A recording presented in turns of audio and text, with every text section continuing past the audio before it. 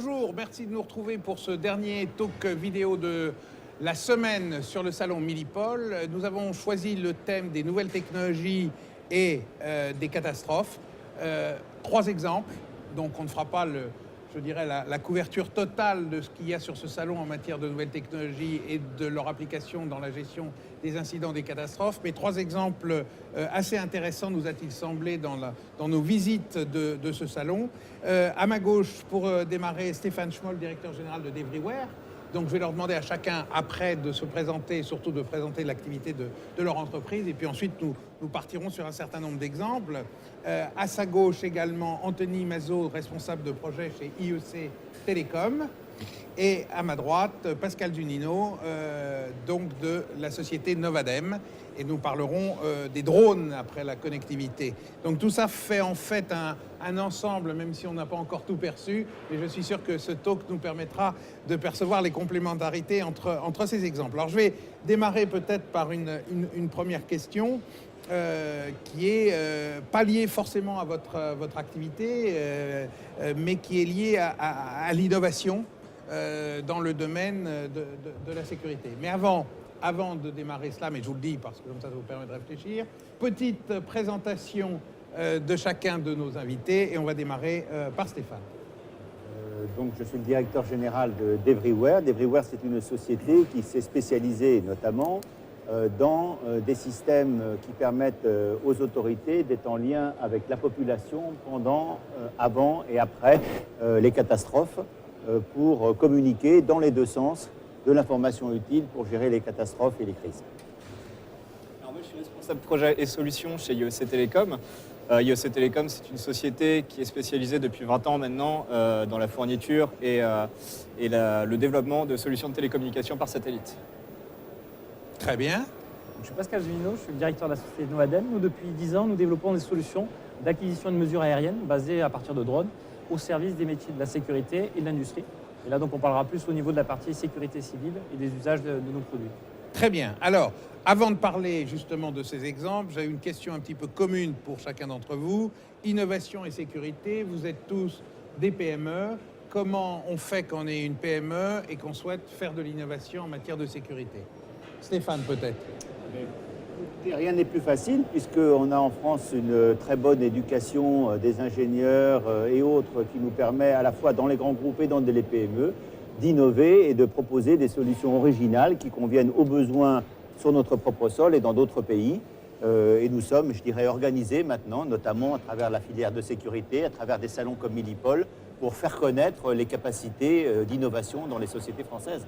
Donc également le crédit impôt recherche, les projets de développement, H2020, ANR, tout ça, vous utilisez? Nous bénéficions d'un écosystème qui fonctionne bien sur, je dirais, l'aide à l'innovation, la mise en réseau et l'aide à l'exportation également, dont on n'a pas à rougir et dont nous n'avons qu'à tirer le meilleur. Alors moi, je dirais qu'en tant que PME, ça nous confère surtout une proximité avec le terrain. Et justement, l'innovation vient du retour qu'on a des utilisateurs de nos solutions sur le terrain. Et c'est cette proximité-là, justement, qui nous permet de développer, avec bien sûr tous les éléments que citait Stéphane juste avant. Ouais. Moi, je pense que c'est aussi l'essence même pour nous d'une PME, c'est vraiment dans l'ADN. Parce qu'effectivement, pour qu'on existe, il faut qu'on soit différenciant. Et pour être différenciant, il faut innover. Il ne faut surtout jamais s'arrêter parce que ça va tellement vite dans nos secteurs qu'il faut être toujours en innovation continue. Et on se rend compte qu'aussi on a des partenariats finalement avec aussi des grands groupes qui eux sont présents, qui vont rechercher chez nous, chez nos petites PME, ce qui nous apporte justement la différenciation, ce qu'on a créé. Donc aussi, voilà, c'est de l'innovation au service aussi d'autres partenaires. Finalement, on s'inscrit dans des solutions des fois plus grandes que les nôtres.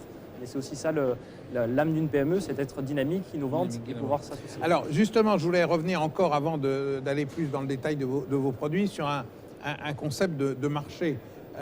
On sait que la croissance est difficile dans notre pays, un petit peu moins difficile ailleurs, mais que globalement, c'est pas aisé. Quels sont les drivers vraiment du marché? C'est-à-dire, qu'est-ce qui pousse un client aujourd'hui à vraiment aller de l'avant? Est-ce que c'est vraiment ce que vous pouvez leur faire gagner en termes de capacité opérationnelle, en termes de coûts pour leurs opérations plus traditionnelles, classiques? Quel est le vrai driver? Quelle est la vraie révolution du marché qui permet de vendre finalement? Le coût, certainement. Donc en étant capable de maîtriser des technologies qui existent notamment en grand volume dans le grand public, c'est notre cas avec les smartphones qui sont des terminaux intelligents et très performants par rapport à leur prix pour des usages généraux. L'innovation également d'usage dans les applications qui peuvent être développées autour des technologies. Et puis j'ose dire également l'innovation juridique parfois, dans la capacité à repousser un peu les limites des paradigmes en permettant de développer des doctrines d'emploi qui étaient jusqu'à présent non considérées et qui permettent d'avoir des solutions dans l'intérêt général qui sont innovantes. Idem dans les doctrines d'emploi? Oui, bien sûr, il y a le coût, mais le coût vient souvent dans un second temps. C'est-à-dire que le premier moteur, c'est aussi d'apporter des réponses à des nouvelles problématiques. Et à chaque innovation, de nouvelles problématiques arrivent et voilà, on répond à ces problématiques. Et effectivement, derrière, une fois que les problématiques sont réglées, vient la question du coût. Mais évidemment, la question du coût est essentielle. Est essentielle aujourd'hui. On est dans un monde très contraint. Vous le sentez aussi pour ces nouveaux usages que sont les drones? Oui, il est contraint. Après aussi pour dire, c'est qu'aujourd'hui, tout le monde veut tout. C'est-à-dire effectivement, on veut le meilleur et en plus, on veut effectivement aussi aller aux coûts les plus abordables. Donc effectivement, des contraintes sont présentes. Ça fait aussi, voilà, c'est ce qui fait partie, on parlait d'innovation, il faut aussi travailler avec ces contraintes-là justement pour les dépasser, que ce soit réglementaire, s'adapter aux réglementations en vigueur, mais même faire évoluer, donc être dans des groupes de travaux pour aussi participer à ce qui fera demain une filière. Par exemple, si je parle des drones, effectivement, il faut s'investir dans ces domaines-là pour effectivement adapter aussi on parlait de doctrine d'emploi, c'est des nouveaux usages. Donc effectivement, il y a effectivement un nouveau cadre juridique aussi à trouver, donc ça fait partie des évolutions du secteur. Je vais juste ajouter un point qui va dans le sens de ce qu'ont dit Pascal et Anthony, c'est le service. Je veux dire, les PME sont très attachées à la proximité des utilisateurs sur le terrain. Oui. Et nous, on est prêts, nous, à aller voir des petits, à agréger les besoins des petits pour être au contact et leur apporter des services qui font qu'on a une prestation qui est crédible par rapport aux besoins des utilisateurs. Alors, on va maintenant un petit peu se focaliser sur le cœur de notre sujet aujourd'hui. Et je voudrais commencer par les drones. On va voir la situation au-dessus. On la verra encore plus au-dessus après peut-être dans les télécommunications. Mais déjà, les drones. Les drones, on en parle beaucoup. Il y a effectivement un nouveau cadre juridique qui est en préparation. Le Haut Comité a eu le plaisir d'organiser pour le compte du secrétaire général de la Défense et de la Sécurité nationale il y a quelques mois un colloque sur les drones où on a bien vu toute la problématique à la fois des usages et de l'intérêt en matière de sécurité, et puis à la fois aussi, entre guillemets, tous les risques que ce type d'engin peut apporter dans des mains malveillantes. Donc c'est une balance dans une nouvelle réglementation. Moi, je voudrais plutôt m'attacher à ce que ça apporte en matière de sécurité. Et qu'est-ce que vous pensez dans le cadre des catastrophes et des risques naturels qu'on a vu notamment? Il n'y a pas que les risques naturels, mais risques naturels, on pourrait dire aussi situation de sécurité globale. Qu'est-ce que le drone vraiment apporte de nouveau et qu'est-ce que cela permet? Alors moi, je parlerai du coup du retour d'expérience qu'ont nos clients. Par exemple, on équipe depuis maintenant à peu près plus d'un an les sapeurs-pompiers du Bouches-du-Rhône, donc le SDIS-13, qui emploie nos matériels à différents usages. C'est un moyen finalement complémentaire à des moyens existants, qui sont l'hélicoptère, et qui permettent finalement d'acquérir une dimension aérienne très rapidement sur des équipes au sol qui n'étaient pas forcément dotées, on va dire, de capacité aérienne suffisante. Donc on parlait de question de coût, c'est faire une économie finalement sur l'heure de l'hélicoptère, finalement, de consacrer l'hélicoptère sur des missions vraiment destinées au sauvetage et finalement faire des missions complémentaires avec la partie aérienne grâce à un vecteur accessible, effectivement, et surtout donc sur un partage de l'information. C'est-à-dire qu'aujourd'hui, le drone est à deux phases, à mon sens. Il y a finalement les gens qui vont être au premier dans une catastrophe, qui vont être sur le terrain, au moment, finalement, dans la première exposition vis-à-vis de la crise, où là, le moyen de drone, c'est la disponibilité qu'on recherche, c'est de sortir son système de son sac à dos, finalement, et de le déployer en moins d'une seconde, on va dire, on peut être en l'air, si je caricature. C'est l'idée, voilà, d'avoir une reconnaissance immédiate d'une situation. Ça, c'est la première phase. Mais la deuxième phase, c'est aussi d'arriver à faire l'état d'une situation. Et là, c'est très intéressant, le partage de l'information, donc de relever rapidement une situation. C'est finalement la vision aérienne qui va donner, mais j'allais dire, vision aérienne et tout en proximité. C'est ça l'usage du drone. Finalement, c'est le fameux entre 10 et 150 mètres. C'est ça la bonne place d'utilisation parce qu'on apporte une information tout en étant précise, mais aussi assez globale. Et ce qui fait sens, ce qu'on voit, donc le SDIS-13 qui emploie nos matériels, par exemple, l'ont utilisé suite à des inondations dans le Gard cette année, où ils ont, après les incidents, effectivement, utilisé le moyen pour rechercher des personnes, pour évaluer des dégâts. Et donc là, ce qui est important, c'est faire finalement un balayage assez facile d'une zone. Donc c'est limiter les contraintes, c'est l'accessibilité à ce moyen-là. Et enfin, c'est comment le partager. Donc là, notamment avec des liaisons pour avoir cette information jusqu'au niveau du CODIS, au niveau du commandement. Donc de pouvoir partager cette information, donc on la reçoit sur la station sol et on la renvoie par d'autres moyens de télécommunication aux différents échelons. Parce qu'effectivement, l'opérateur est là pour mettre en place le moyen, finalement, le mettre rapidement. On a parlé de déployer très vite. Donc ça, c'est l'opérateur qui, lui, est finalement une unité robotisée. Le distress, c'est d'ailleurs, il y a toute une méthodologie qui a été mise en place pour mettre en place ce moyen. Mais dès que le moyen est en l'air, en fait, il partage l'information. C'est devenu maintenant, j'allais dire, un modèle d'emploi qui est courant. C'est que donc il partage l'information en temps réel avec tout le monde. Avec tout le monde. Donc après, au niveau du commandement jusqu'au niveau du préfet, il va se connecter sur un serveur sécurisé pour recevoir ces informations-là et comprendre instantanément la situation. Et donc du coup, effectivement, ça leur permet de gagner du temps dans le transfert de l'information, d'avoir une information plus partagée et plus objective, parce que finalement, on n'est plus tributaire d'une personne qui est que, on va dire, avec sa vision du terrain. Là, on est une vision qui est élargie de par le moyen, mais aussi de par finalement la connexion qu'on va créer grâce à ce moyen-là. Alors justement, quand vous parlez de connexion, on parle de bande passante aussi. La vidéo, ça mange un petit peu quand même de la bande passante. Comment vous transmettez ces informations Non, mais justement, c'est là où on dit on a besoin de partenaires. Finalement, on apporte des briques technologiques qui sont la capacité de capturer cette information, donc la capturer facilement, rapidement, de manière la plus aussi robuste possible. Donc ça, c'est ce qu'on apporte. Et après, effectivement, c'est de travailler avec des partenaires. Par radio et après. Exactement. Et donc après, il faut des liaisons. Donc aujourd'hui, on a des solutions avec des liaisons 3G, 4G, mais on a déjà expérimenté aussi avec des solutions satellitaires. Donc de partager cette information-là avec ce type de moyens. Et là, effectivement, vous avez raison, viennent toutes les contraintes de la bande passante parce que essentiellement, c'est de la vidéo. Ben oui. Donc là aussi, effectivement, aujourd'hui, il y a des méthodes quand même assez efficaces de compression, etc. Mais enfin, il faut quand même là, on a des spécialistes autour de la table. Du débit. Alors, on va parler justement communication satellite parce que, bon, le satellite, c'est pas nouveau. Ça fait quand même maintenant assez longtemps. Bien sûr. Mais on s'aperçoit quand même que de plus en plus, on a besoin de bande passante. On a besoin de la bande passante, mais je dirais, vous parliez de 3G et 4G. Pourquoi le satellite? C'est parce que généralement, dans les situations où on a besoin de 3G, 4G, il y en a 3G, plus. 4G, il n'y en a plus. Voilà. S'il y en avait à la base, en tout cas dans ces situations-là, il n'y en avait plus. Et effectivement, c'est là qu'arrivent les télécommunications par satellite, parce que ces télécommunications par satellite, il y en a toujours. Hein. Le satellite est à 36 000 km au-dessus de nos têtes, donc il y a peu de chances qu'il soit touché par un incendie, par une inondation. La bande passante en satellite reste une vraie problématique. Effectivement, un satellite a une capacité qui est quand même relativement limitée, parce que ça couvre une large zone. Avec un seul satellite, on peut couvrir 42% de la surface de la Terre. Donc beaucoup d'utilisateurs sur un seul et même satellite. Donc il faut partager cette bande passante. Et la technologie aussi a ses limites, même si on repousse sans arrêt les limites. Mais voilà, donc l'idée c'est de dire, on sait qu'on a capturé un certain volume de données, qu'on veut transmettre ce volume de données.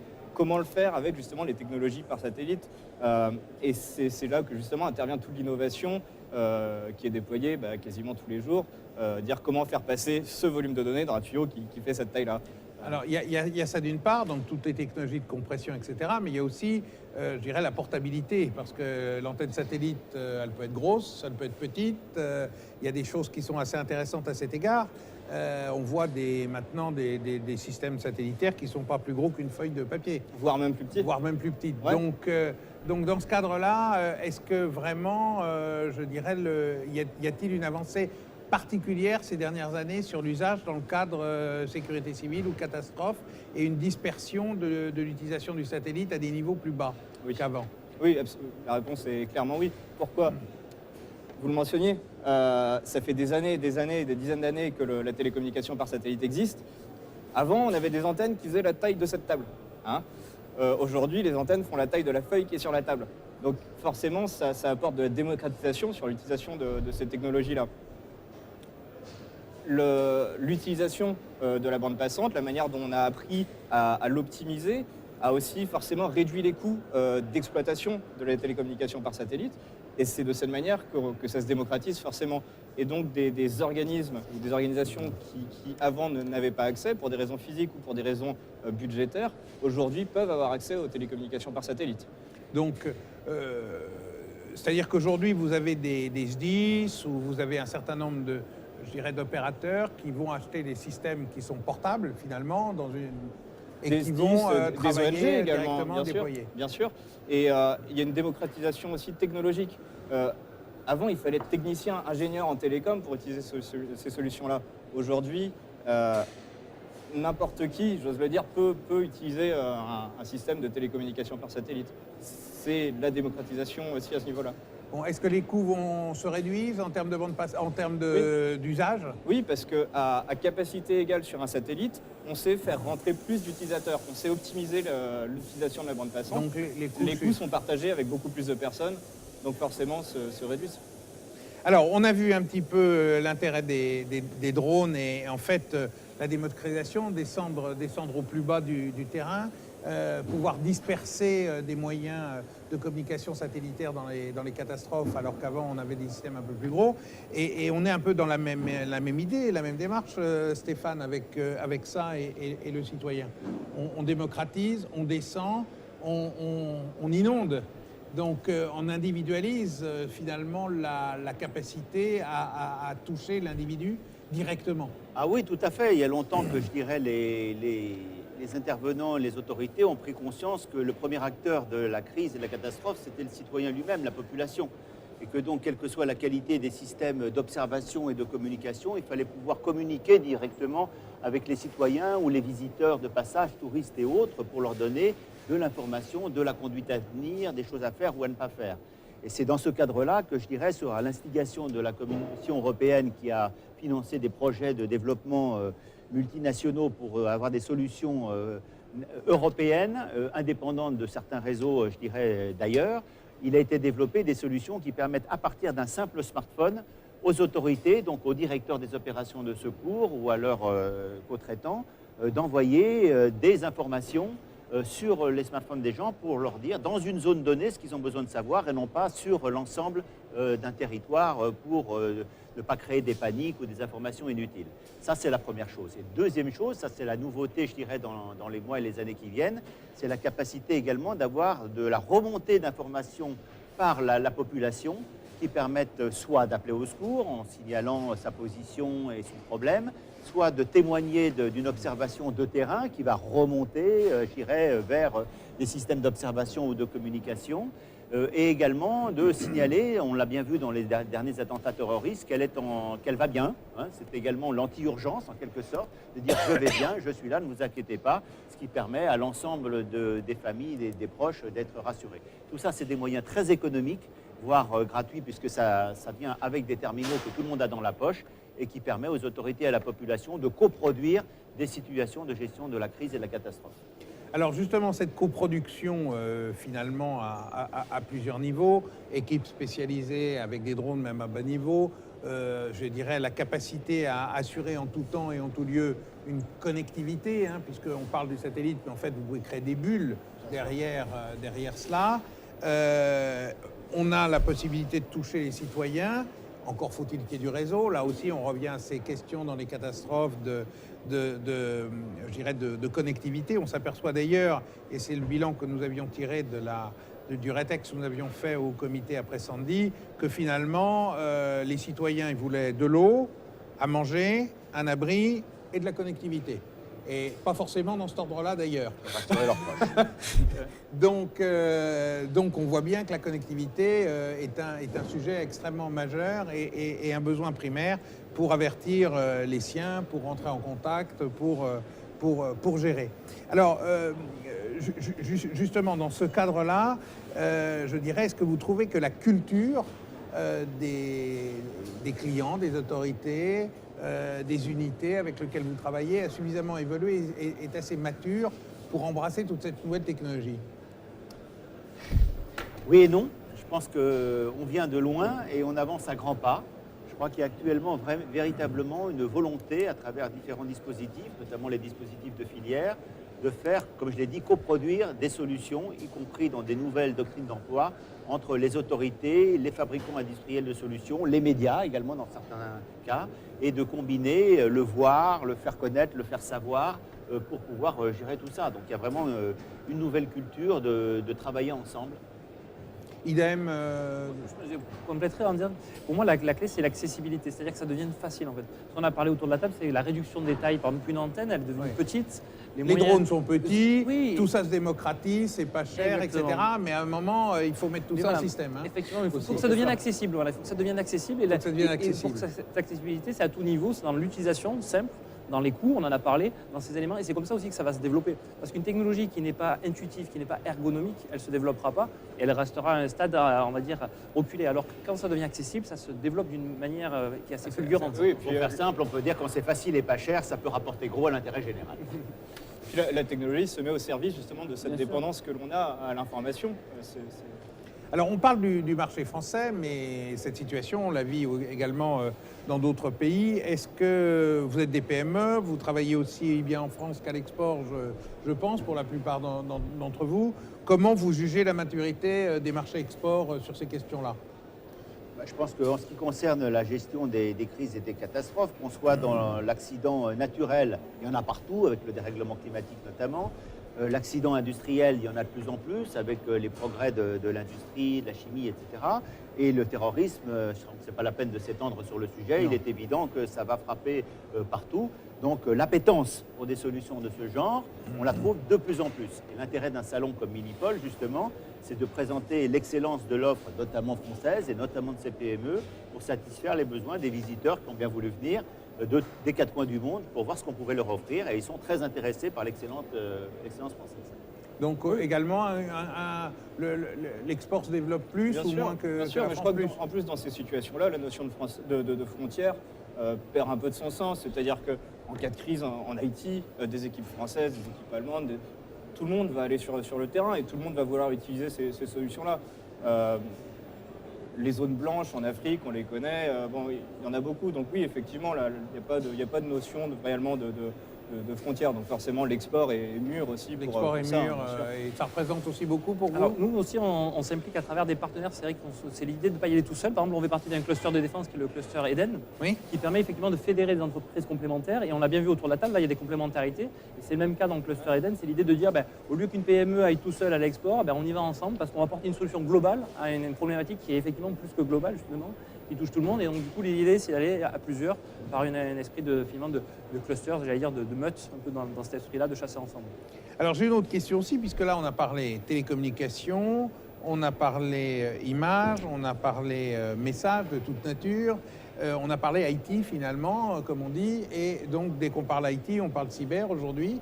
La problématique cyber dans vos applications, c'est quelque chose que vous prenez en compte? Alors, au sens nous, il y a un volet qui nous touche directement, c'est la sécurité de ces données-là. Parce que voilà. un moyen aérien, c'est capter de l'information, c'est ni plus ni moins finalement Bien sûr. qu'un capteur volant, qui soit d'ailleurs en imagerie ou même d'autres mesures, ça peut être de gaz ou autre. Mais comment sécuriser ces éléments-là? Donc effectivement, aujourd'hui, une couche qui est indispensable, c'est le cryptage, le chiffrement des données. C'est effectivement là aussi, on se différencie parce que les drones, on en a parlé à tout niveau, du jouet à quelques centaines d'euros, qui marchent très bien pour leurs applications. Et nous, on va jusqu'aux produits justement de sécurité et de défense, où là, on a d'autres besoins qui effectivement sont une des clés. C'est la sécurité de ces données-là. Parce qu'effectivement, on ne peut pas se permettre. Sécurité des informations, de transmission du vol, de sécurité du vol, et sécurité des données transmises. Tout à fait. Et c'est là qu'on va dire qu'on va apporter une différence par rapport à des solutions effectivement qui sont très grand public, qu'on voit se diffuser partout, mais qui n'ont pas cette brique-là qui est essentielle pour un produit de cette nature-là. Effectivement, il faut qu'il soit sûr lui-même. Donc effectivement, des liaisons robustes et aussi des liaisons qui sont robustes à des attaques, effectivement. Donc c'est un sujet également que vous avez de cyber, donc le chiffrement intégré, la sécurité de bout en bout. Cryptage, bien sûr, oui. Rien à ajouter. C'est intégré dans vos solutions aujourd'hui. C'est intégrable. C'est intégrable. Non, mais oui, tout à fait, bien sûr, on rajoute des couches de cryptage. Ça mange pas trop de bande passante, le cryptage, quand même? Ça rajoute, effectivement, une couche de bande passante, oui, parce qu'il y a des clés de chiffrement à transmettre. Mais c'est anecdotique. C'est anecdotique. Et puis c'est essentiel dans tous les cas. Idem?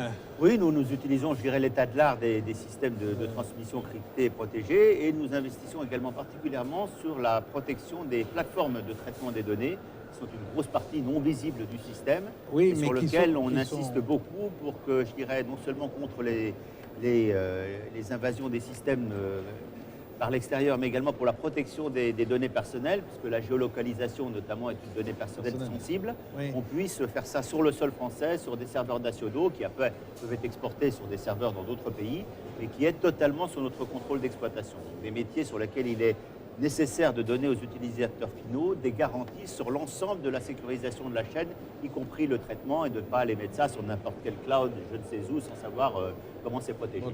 Donc, parce qu'effectivement, il y a beaucoup d'informations personnelles quand on va sur des applications dans lesquelles on accepte d'être géolocalisé, dans lesquelles on accepte de recevoir un certain nombre d'informations. Donc on donne son email, on donne son numéro de portable, on donne, etc. Donc toutes ces données-là sont effectivement très sensibles. Et je dirais quel est le driver pour le citoyen de donner toutes ces informations. C'est vraiment pour recevoir en échange, je dirais, un fragment de sécurité, un service de sécurité. Un service, je pense que c'est une question d'équilibre entre le service rendu et la confiance ou la méfiance dans la peur que ces données personnelles soient divulguées. Mais bon, toutes les études ont montré, notamment les derniers rapports de la CNIL, que déjà les outils que nous utilisons au quotidien sont des véritables bavardes, qu'elles racontent tout à des gens qui sont à l'autre bout du monde et que si on ne prend pas des précautions d'hygiène, eh bien on est tous exposés à partager nos données. Donc nous, on travaille dans toutes nos solutions avec la CNIL, parfois avec l'ANSSI, pour être sûr qu'au moins ce que l'on fait en Europe, en France et dans d'autres pays, c'est sous notre contrôle total. C'est très important pour pouvoir projeter des systèmes de confiance envers la population. Alors, on va bientôt terminer ce talk, mais j'aurais peut-être un dernier tour de table à vous proposer. C'est l'idée de qu'est-ce que vous attendez, je dirais, quels sont les attendus dans les 2-3 ans qui viennent, entre maintenant et le prochain Milipol, sur vos développements. Que représente le futur pour vous? Quels sont vos challenges dans les 2 ans qui viennent avant le prochain salon Milipol? Donc pour nous, aujourd'hui, on est aussi sur une étape. Là, on vient de remporter le marché pour l'équipement de la gendarmerie nationale. Donc on va déployer nos solutions aussi au profit de d'autres unités qui sont la gendarmerie. Donc c'est aussi, clairement, c'est des nouveaux usages. On va aussi en apprendre par ces usages-là. Je pense que la gendarmerie a déjà ses idées sur l'apport de cette technologie-là, mais on n'est qu'au début. Donc effectivement, ce que nous on attend, c'est du Duretex, qui va s'ajouter à du Duretex qu'on avait déjà sur le monde de la défense, et qui nous permet aussi maintenant de préparer vraiment plus efficacement aussi la phase d'export, parce que nos technologies, on a beau faire tout notre effort pour faire les meilleures technologies, ce qui compte, c'est de les vendre. Donc les vendre déjà sur notre territoire, c'est important, pour créer des références et surtout pour travailler en boucle courte avec les experts, justement, c'est ce qu'on fait. Et maintenant, c'est de se déployer sur d'autres continents. De nouvelles constellations satellites là, sont en train d'être lancées ces derniers temps, et notamment par l'opérateur Inmarsat avec la nouvelle solution Global Express. Pour nous, c'est vraiment là-dessus qu'on met beaucoup d'espoir justement dans la démocratisation des télécoms par satellite. Et baisse des coûts et augmentation des volumes traités. Exactement. Plus de bandes passantes pour moins d'euros. Et voilà, et je pense que dans les mois à venir, il y aura une vraie révolution dans les télécoms par satellite par ce biais-là. Eh bien, nous attendons une poursuite et une amplification de l'audace de l'administration et du public pour expérimenter et démontrer l'intérêt de ces nouvelles technologies.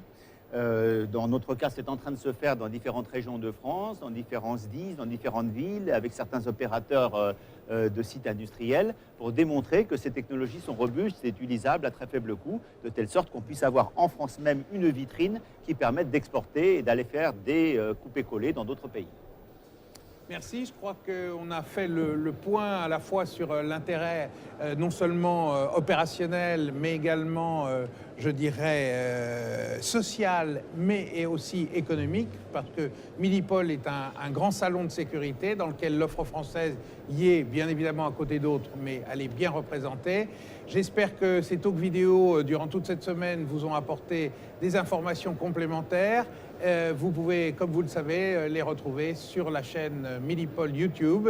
Je vous remercie de nous avoir suivis et je clôt cette série de talks vidéo Milipol 2015. Merci.